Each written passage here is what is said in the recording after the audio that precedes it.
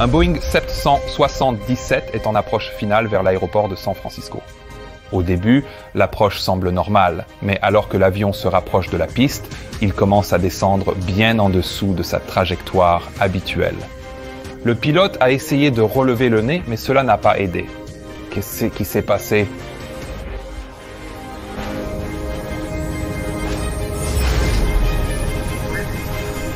Chaque fois qu'un accident se produit, c'est toujours le résultat d'une longue série d'erreurs interconnectées, de circonstances et de facteurs techniques, souvent remontant à plusieurs mois, voire plusieurs années. Parfois, cela remonte jusqu'à la construction même de l'avion. Mais pour cette histoire, nous commencerons dans une salle de classe appartenant à une compagnie aérienne coréenne appelée Asiana, en mars 2013. Dans la salle de classe, un groupe de candidats à la montée en grade écoute attentivement une leçon sur les systèmes techniques de l'avion dont ils vont devenir les capitaines, le Boeing 777. Un des étudiants de cette classe deviendra le pilote de l'histoire que je vais vous raconter. La raison pour laquelle nous commençons cette histoire ici est que ce jour-là, la classe regarde une vidéo pédagogique créée dans l'un des simulateurs d'Asiana Airlines sur les systèmes de protection de vitesse du Boeing 777. Le 777 est un avion fantastique doté d'un système de vol automatique très avancé. Il comprend des directeurs de vol qui donnent aux pilotes des instructions visuelles sur leurs écrans, leur montrant comment voler. Il dispose également d'un ensemble de pilotes automatiques capables de manœuvrer l'avion pendant toutes les phases de vol et d'un système de régulation automatique de la vitesse qui maintient la vitesse requise de l'avion et offre également une protection critique à basse vitesse même si le système est éteint. C'est ce système de régulation automatique de la vitesse que les étudiants apprenaient à ce jour-là et la classe a regardé une vidéo sur la manière dont les pilotes simulés ont désactivé le pilote automatique et le régulateur de vitesse, ont réduit les niveaux de poussée au ralenti, puis ont laissé la vitesse de l'avion diminuer jusqu'à ce qu'elle se rapproche de la vitesse de décrochage indiquée, la vitesse à laquelle l'avion ne serait plus capable de voler.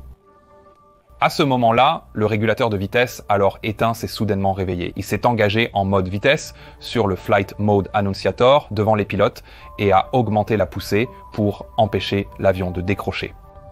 Cette fonctionnalité a profondément marqué le pilote de notre histoire et il a expliqué plus tard à quel point il était émerveillé par cette fantastique fonction de sécurité. Il venait récemment d'un poste de commandement où il pilotait l'Airbus A320 et dans l'Airbus, ils avaient un système similaire appelé Alpha Floor Protection. Le problème avec la présentation que ces étudiants ont reçue était que l'automanette des gaz ne protégeait pas toujours l'avion d'un événement à basse vitesse. Lorsque certains modes de la manette des gaz externes étaient engagés, elle ne bougerait pas même si la vitesse devenait très basse, et il n'y avait alors aucune fonction de réveil disponible. Cela se produirait lorsque l'automanette des gaz s'engageait en mode maintien, comme cela arrivait parfois lorsqu'un mode de tangage appelé changement de niveau était utilisé, et cela pouvait également se produire lorsqu'elle s'engageait en mode Tuga, et lorsque l'avion était en dessous de 400 pieds lors du décollage et de 100 pieds lors de l'approche.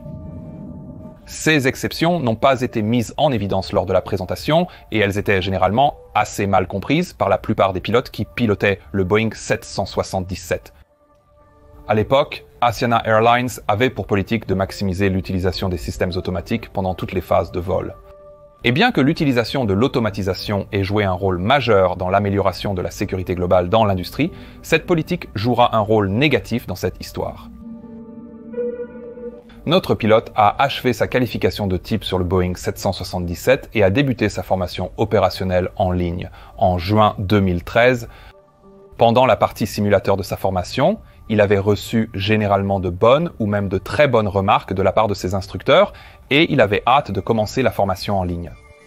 Au moment où ce vol a eu lieu, il avait 45 ans et il avait une expérience de vol totale d'environ 9700 heures, dont plus de 3700 heures en tant que commandant de bord. Avant l'accident, il avait effectué environ 33 heures de formation en ligne sur le Boeing 777, ce qui le rendait novice sur cet appareil, mais expérimenté en général.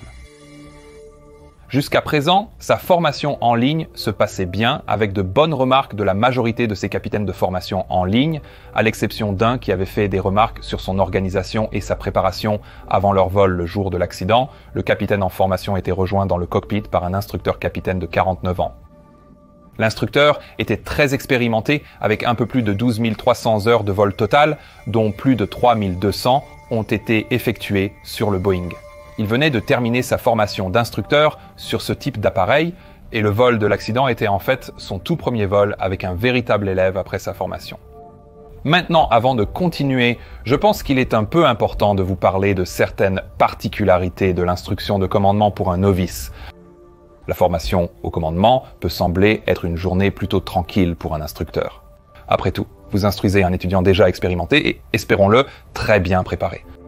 La réalité est qu'une bonne formation au commandement implique que l'instructeur réussisse à remplir 3 rôles différents, ce qui est à la fois difficile et assez fatigant.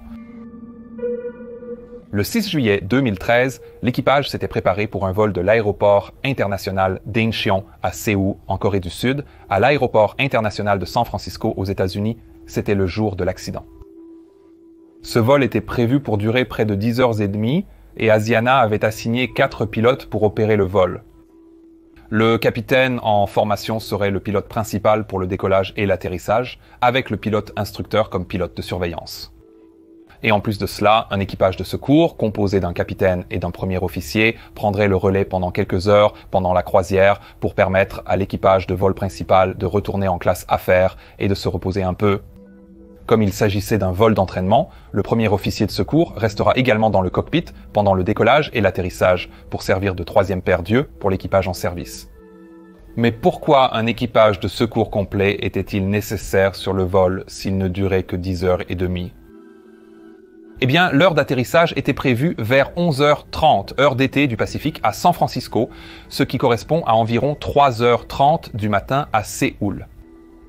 Cela signifiait qu'ils atterriraient en plein milieu du rythme circadien, et c'est le moment de la nuit où nous, les humains, voulons vraiment juste dormir, et nos capacités de prise de décision et nos capacités cognitives peuvent être altérées par une fatigue aiguë. Bien qu'autorisé à faire une sieste, voler pendant ces heures nocturnes peut toujours nous affecter. Imaginez-vous conduire une voiture à 3h30 du matin et vous saurez exactement ce que je veux dire. Et cela vaut la peine de s'en souvenir pour ce qui va se passer. Le Boeing 777-200ER que l'équipage pilotait était en parfait état de fonctionnement et l'état technique de l'avion n'a eu aucun impact sur cet accident. À bord de l'avion, il y avait 291 passagers, 12 membres d'équipage et 4 pilotes. La première partie du vol s'est déroulée sans aucun incident. Les pilotes ont pris leur repos comme prévu et à 9h55, l'équipage de vol principal a repris les commandes des pilotes de secours pour commencer à préparer leur arrivée à San Francisco. Environ 50 minutes plus tard, le pilote en vol, le capitaine stagiaire qui allait piloter l'approche, a remis les commandes à l'instructeur et a commencé à préparer et à informer sur l'approche. Ils avaient déjà discuté du fait que le système d'aide à l'atterrissage pour la pente de descente à San Francisco était désactivé en raison de travaux de construction et qu'ils s'attendaient à recevoir des vecteurs radars pour une approche visuelle sur la piste 28 gauche. Une approche visuelle est ce qu'elle semble être. C'est une approche où l'équipage doit voir visuellement la piste et effectuer l'approche en se basant sur des repères visuels plutôt qu'en utilisant leur instrument. C'est une manœuvre standard que nous faisons souvent par beau temps car elle peut nous permettre de réduire les miles de piste à voler et donc d'économiser du carburant et du temps. Mais nous pouvons aussi le faire, comme dans ce cas, si l'instrument d'aide à l'atterrissage ne fonctionne pas. C'est cependant un type d'approche qui est sujet à beaucoup d'erreurs s'il n'est pas planifié et exécuté correctement et comme je l'ai mentionné auparavant, la procédure d'Asiana stipule que toutes les approches, y compris les approches visuelles, doivent être effectuées en utilisant le pilote automatique.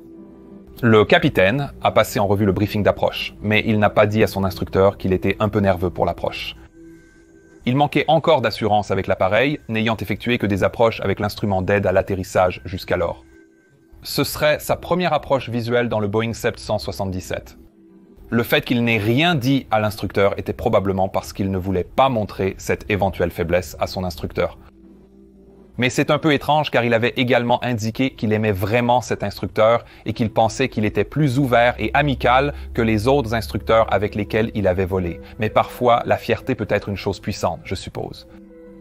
Dans tous les cas, s'il avait exprimé ses préoccupations à ce stade, il est probable que l'instructeur aurait passé plus de temps à l'aider à construire un modèle mental de ce à quoi s'attendre, quel mode d'automatisation utiliser et à souligner les instruments du cockpit et les aides qu'il pourrait utiliser pour l'aider, mais cela ne s'est pas produit. Lors du briefing, le capitaine a mentionné qu'il utiliserait le localisateur pour s'aligner sur la ligne de descente et la vitesse verticale pour contrôler la trajectoire de descente. Il a également mentionné qu'il utiliserait l'automanette pour maintenir la vitesse. Le pilote a fixé leur altitude minimale de descente à 460 pieds et le capitaine a dit qu'il fixerait l'altitude d'approche manquée à 3000 pieds lorsqu'ils ont commencé leur descente finale pendant l'approche. La vitesse de référence d'approche a été décidée à 132 nœuds avec additionnellement un vent de 5 nœuds, faisant de la vitesse d'approche finale à voler 137 nœuds. Le temps était vraiment agréable avec seulement quelques nuages, une bonne visibilité et des vents légers, parfaits pour une approche visuelle.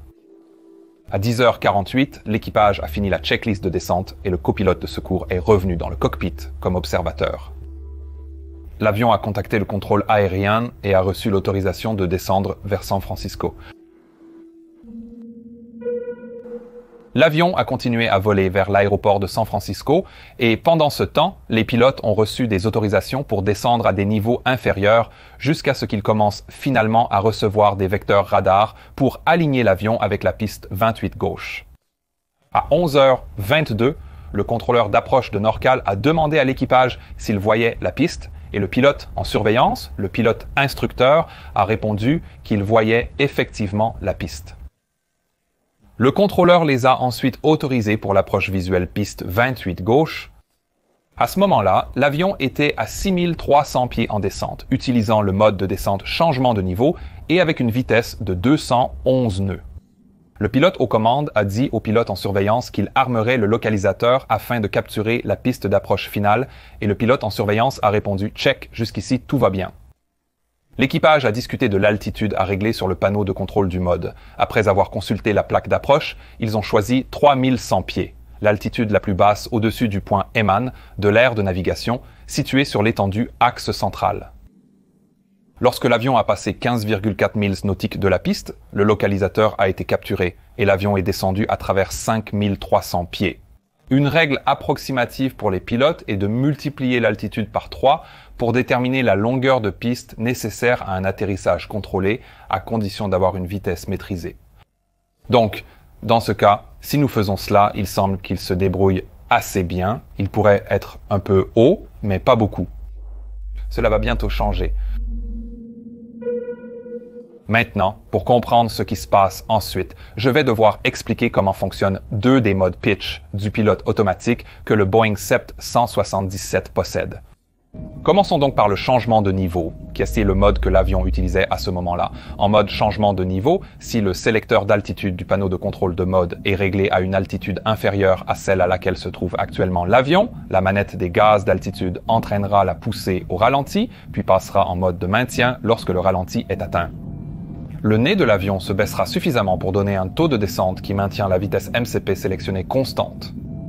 Cela signifie que si vous sélectionnez, par exemple, une vitesse inférieure, l'avion réduira le taux de descente en relevant le nez pour maintenir cette vitesse inférieure, mais la poussée restera au ralenti et en mode de maintien. Lorsque la manette des gaz extérieurs est en mode maintien, le pilote peut ajuster manuellement la poussée, mais la manette elle-même ne la modifiera pas.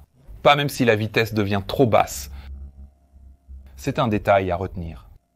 Si l'altitude sur le sélecteur d'altitude MCP est réglée à une altitude supérieure à celle de l'avion, alors l'avion supposera que le pilote veut qu'il monte, donc la manette des gaz extérieurs poussera la poussée à la valeur maximale N1 et le pilote automatique se cabrera une fois de plus pour maintenir la vitesse sélectionnée et faire monter l'avion.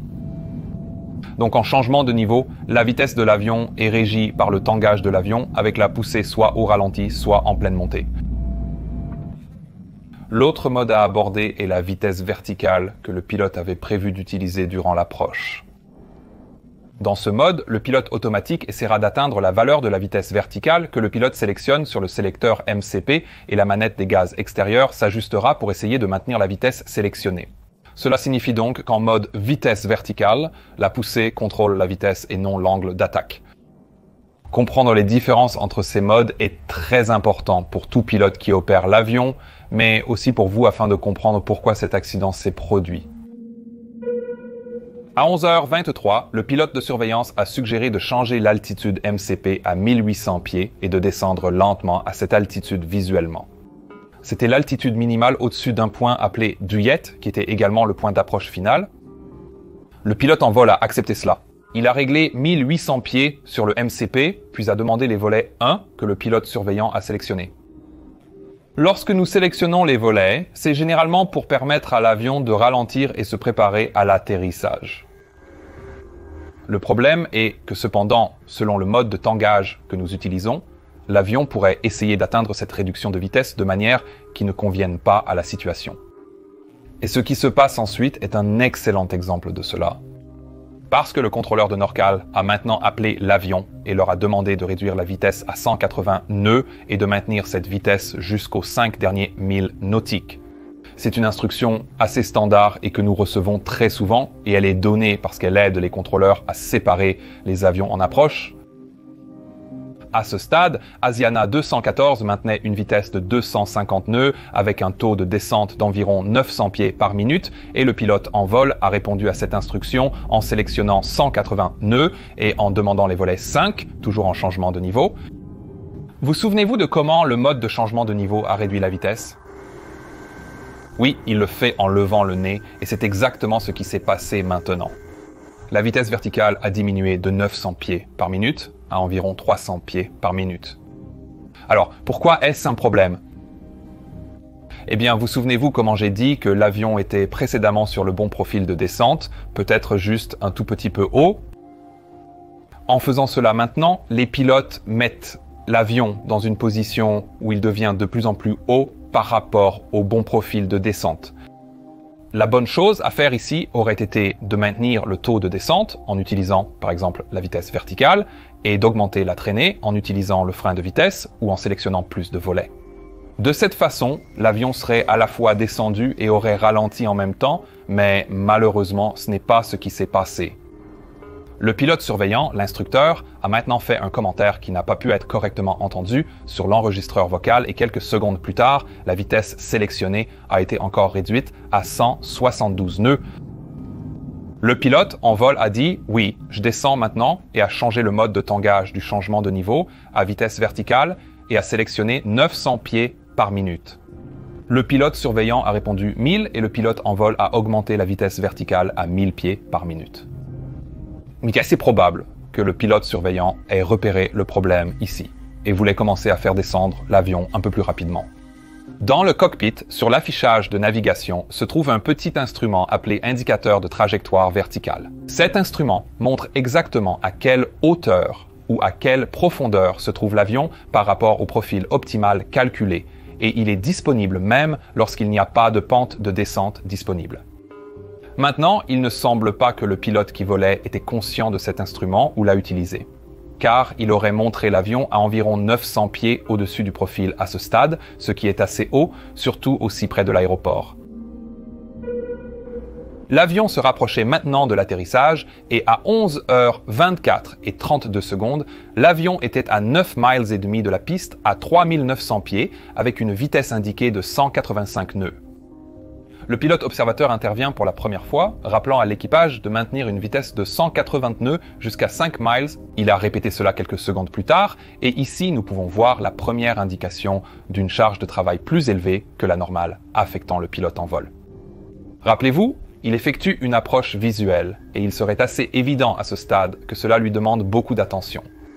30 secondes après, le pilote a demandé le déploiement du train d'atterrissage, une bonne chose à faire en altitude, car cela ajoute une traînée significative aidant l'avion à descendre. Il aurait pu demander à ce que plus de volets soient sélectionnés, mais il s'en est abstenu.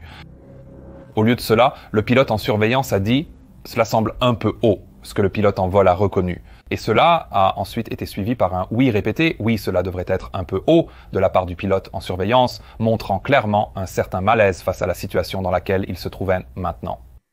Le pilote en vol a probablement ressenti ce malaise de son collègue ici parce qu'il a dit « vous voulez dire que c'est trop haut ?» et je vais descendre un peu plus. Ensuite, il a accéléré la montée à 1500 pieds par minute. 23 secondes plus tard, le pilote de surveillance a marmonné quelque chose suivi de « OK, 1000 » et le pilote en vol a maintenant ramené la vitesse verticale à 1000 pieds par minute, même si l'avion était encore haut à ce point, et on ne sait pas pourquoi cela s'est produit. Maintenant, le contrôleur de la circulation aérienne de NorCal appelle l'avion et leur demande de passer au contrôleur de la tour de San Francisco. Cette instruction a été répétée par le pilote de surveillance. Et pendant que cela se produisait, le pilote en vol a changé le sélecteur d'altitude MCP à 3000 pieds en préparation d'une éventuelle approche manquée, comme il l'avait exposé plus tôt. Maintenant, cette action va devenir très importante très bientôt. Lorsque l'avion a dépassé le point d'approche final d'Ouillet, ils étaient à une altitude de 2250 pieds. C'est 450 pieds de plus que l'altitude correcte publiée. Maintenant, cela peut ne pas sembler beaucoup, mais à ce stade de l'approche, c'est un vrai problème. Le pilote de surveillance a contacté le contrôleur de la tour. Pendant ce temps, le pilote en vol a demandé la sélection des volets 20. Le pilote de surveillance a répondu « Volet 5, volet 20 ». Les transcriptions vocales montrent qu'à ce stade, la charge de travail des deux pilotes commence à s'accroître significativement. L'avion descend maintenant à 1000 pieds par minute, ce qui est plus que les 750 pieds par minute qu'une pente de descente normale nécessite, mais c'est bien moins que ce qui est nécessaire pour remettre cet avion sur le bon profil de descente avant la porte d'atterrissage à 500 pieds. Le pilote en vol a maintenant réglé la vitesse MCP à 152 nœuds et a demandé des volets à 30, mais la vitesse était encore à 175 nœuds, ce qui était supérieur à la vitesse maximale pour les volets à 30. Donc le pilote surveillant ne pouvait pas le faire. Le pilote surveillant a répondu « Vitesse check volet 30 » mais ne l'a pas vraiment sélectionné. Il est très probable que le pilote surveillant concentrait presque toute son attention sur la bande de vitesse à ce moment-là, attendant que la vitesse diminue. La chose suivante qui s'est produite est que le pilote en vol a soudainement sélectionné le mode de changement de niveau sur le MCP, mais il ne l'a pas signalé à son collègue.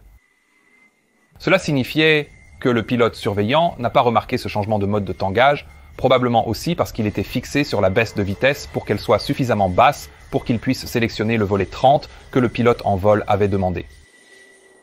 Cela a eu des conséquences immédiates. Premièrement, l'altitude sélectionnée par le MCP était maintenant au-dessus de l'avion. Rappelez-vous, elle était réglée à 3000 pieds pour l'approche manquée, donc le pilote automatique a commencé à monter pour atteindre la vitesse cible de 152 nœuds et monter jusqu'à l'altitude sélectionnée. Deuxièmement, l'automanette a augmenté la poussée pour faciliter la montée, comme le ferait la manette des gaz externes. Cela n'était évidemment pas ce que le pilote en vol voulait. Alors pourquoi a-t-il fait cela ? Il a probablement appuyé sur le changement de niveau car ce mode génère généralement un taux de descente plus élevé en conditions normales. La descente à vitesse élevée raccourcit le temps de trajet. Mais pendant l'approche, et surtout avec la situation d'énergie élevée dans laquelle se trouvait cet avion, c'était un mode totalement inapproprié à utiliser. Il semble que le pilote qui était aux commandes a immédiatement réalisé son erreur, car la prochaine chose qui s'est passée a été un mot murmuré de sa part, incluant le mot « monsieur », puis le pilote automatique a été désactivé. Quel est ce niveau? Car à pousser, ils étaient toujours engagés selon la procédure, mais ils ont maintenant été manuellement ramenés au ralenti et cela a provoqué le passage de l'automanette en mode maintien. Et vous souvenez-vous de quel type de protection n'était pas disponible en mode maintien? Correct, la vitesse. Cependant, aucun des pilotes n'a remarqué le changement de mode de l'automanette indiqué sur le Flight Mode Annunciator. Le pilote aux commandes était probablement occupé à regarder dehors où il pouvait maintenant clairement voir 4 lumières blanches lui indiquant qu'il était beaucoup trop haut et le pilote en surveillance a finalement réussi à sélectionner les volets 30 car la vitesse avait enfin assez réduit pour qu'il y parvienne. Le pilote en surveillance a prévenu le directeur de vol car le pilote automatique était déconnecté et le pilote aux commandes a confirmé « check ». Le pilote aux commandes a maintenant demandé que la vitesse finale d'approche de 137 nœuds soit réglée, car il a également commencé manuellement à abaisser le nez pour retrouver le bon chemin. Il a aussi demandé au pilote de désactiver les directeurs de vol. Donc c'était une procédure non officielle chez Asiana à l'époque, où pendant la partie manuelle d'une approche visuelle, les directeurs de vol devaient être éteints puis rallumés du côté du pilote en surveillance. Ainsi, aucune information inutile ne serait affichée sur l'écran principal du pilote en vol, mais le pilote surveillant y aurait accès si besoin. Malheureusement, dans ce cas, le pilote en surveillance n'a éteint les directeurs de vol que du côté du pilote en vol, mais il n'a pas réactivé les siens. S'il l'avait fait, la manette des gaz extérieurs serait sortie du mode de maintien et la protection de vitesse aurait été à nouveau disponible. L'avion descend maintenant à travers 1000 pieds, toujours environ 250 pieds trop haut et avec une vitesse de 151 nœuds. La vitesse verticale avait maintenant augmenté à nouveau à 1500 pieds par minute, bien au-dessus de la limite de la compagnie de 1000 pieds par minute, en dessous de 1000 pieds. Le pilote observateur a crié à 2 reprises « Synchronisez le taux, monsieur », alors que celui-ci continuait d'augmenter pour atteindre près de 1800 pieds par minute. Cela s'est produit en même temps que le pilote de surveillance appelait la tour, les informant qu'ils étaient en phase finale afin de pousser la tour à délivrer leur autorisation d'atterrissage. Le pilote en vol a répondu « Oui, monsieur » à l'indication du taux de descente et a commencé à remonter pour réduire le taux de descente, mais la poussée est restée au ralenti. Le contrôleur de la tour a autorisé l'atterrissage de l'avion. Au même moment, un 3e appel de taux de descente a été fait par l'un des pilotes. On ne sait pas lequel. À 11h27 et 17 secondes, l'avion a traversé la porte d'atterrissage de 500 pieds. À ce stade, l'avion devait être stabilisé, liste de contrôle complétée, sur trajectoire, à la bonne vitesse, taux de descente et poussée réglée. Il s'approchait de ça, mais le taux de descente était encore de 1200 pieds par minute et la poussée au ralenti. Par conséquent, l'avion ne devait pas être considéré comme stabilisé et cela aurait dû inciter les pilotes à refaire un tour à ce stade. Malheureusement, cela ne s'est pas produit, soit parce que les membres de l'équipage pensaient qu'ils étaient sur le point de stabiliser leur approche, soit parce que ces paramètres non stabilisés n'étaient pas vraiment pleinement reconnus par l'équipage. Alors que l'avion descendait à travers 460 pieds, l'alerte minimum a retenti dans le cockpit et le pilote aux commandes a demandé si la checklist d'atterrissage était terminée. Le pilote en charge de la surveillance a confirmé que c'était le cas. La vitesse était maintenant de 134 nœuds en décélération et toujours avec un taux de descente de 1100 pieds par minute, ce qui faisait descendre l'avion et rattrapait le profil de descente. En fait, ils ont maintenant réellement commencé à descendre en dessous du bon chemin de descente pour la première fois, et cela a été montré par le système d'indicateurs de précision de route d'approche, passant de 2 lumières rouges à 3 lumières rouges. Lorsque le pilote en vol a vu cela, il a commencé à monter pour rester sur la trajectoire car il savait que si ces lumières passaient à 4 rouges, il échouerait dans ce secteur de formation en ligne et cela a probablement affecté la charge de travail qu'il ressentait à ce moment-là. Comme l'avion commençait maintenant à monter avec la poussée toujours au ralenti, la vitesse a commencé à baisser rapidement. Maintenant, c'est précisément le problème avec la poursuite des approches non stabilisées. Comme il y a tant de paramètres en mouvement à surveiller, il est facile d'en manquer certains, ce qui peut conduire à un état d'insécurité de l'avion. Lorsque l'avion a passé 1 mille nautique de la piste, son altitude était de 330 et un pied avec une vitesse de 130 nœuds. Ils ont continué à descendre à 900 pieds par minute et l'angle d'attaque de l'avion a augmenté passant de 2 à 7 degrés alors que la vitesse continuait à diminuer. Maintenant, ce changement de tangage a dû être un travail assez lourd pour le pilote en vol, car pendant tout ce segment manuel du vol, il n'a pas équilibré l'avion une seule fois pour réduire les forces du joug. Cela pourrait être un signe d'un manque de pratique de vol manuel, mais cela pourrait aussi éventuellement être un retour à son expérience de vol précédente sur l'Airbus A320, où il n'aurait pas eu besoin d'équilibrer lorsqu'il volait manuellement. Quoi qu'il en soit, à 0,7 milles nautiques, la vitesse avait diminué à 122 nœuds et elle a continué à diminuer. Vers ce moment, les lumières sont passées à 4 rouges, indiquant que l'avion était maintenant bien en dessous de la trajectoire de descente et n'était plus en condition d'approche sûre, mais l'approche a quand même continué. L'alerte 200 a maintenant retenti du Ground Proximity Warning System, et le pilote de surveillance a dit que c'était bas, mais il n'a pas précisé s'il faisait référence à l'altitude ou à la vitesse, qui étaient toutes deux dangereusement basses à ce moment-là. Le pilote en vol a répondu « oui ».